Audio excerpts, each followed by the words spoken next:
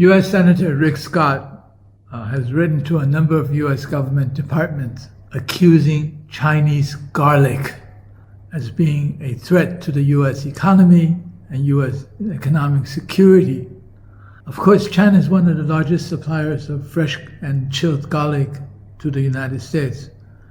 But garlic as a threat to U.S. security? The absurdity of this is really beyond description.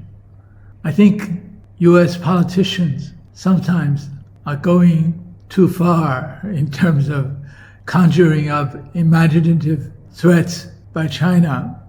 This is what happens when you don't have anything more to say. In fact, Rick Scott is from Florida, which is a big agricultural state. Of course, he's doing this to sound like he's protecting his farmers, the farmers in his state. But I don't know how many people really believe what he says. The original attacks against China were on the high-tech sector, putting many Chinese companies on the entity list and restricting their activities in the US. Now it's down to garlic.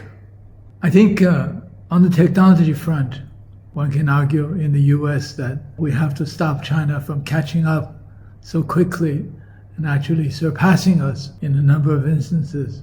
But if you have to get down to farm products like garlic, that means you really have run out of things to talk about, run out of issues to discuss, run out of descriptions of China's threat. In addition to these actions against China, where I think one can see a cartoon drawing of a garlic complaining that it's being bashed by the US government. I think the other part, which the US is moving in the direction of isolationism, is it's actually starting to attack the trade relationship with its closest ally and neighbor, Canada and Mexico as well. Threats of high tariffs against anything from Canada, UK, and a number of other allies are being articulated. Whether or not that will really come to being, these countries are seriously concerned about the threat that the US is coming up with in terms of tariffs against their goods moving into the United States.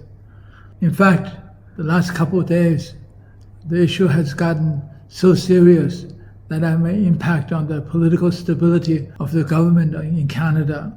I think the US government has basically run out of rational relationship building on a global basis, and it's trying to impose its hegemonic position no longer just through formerly military threat, but now economic threat. But what that will do to the rest of the world, to the global relationships in trade, to the global economy, they don't care.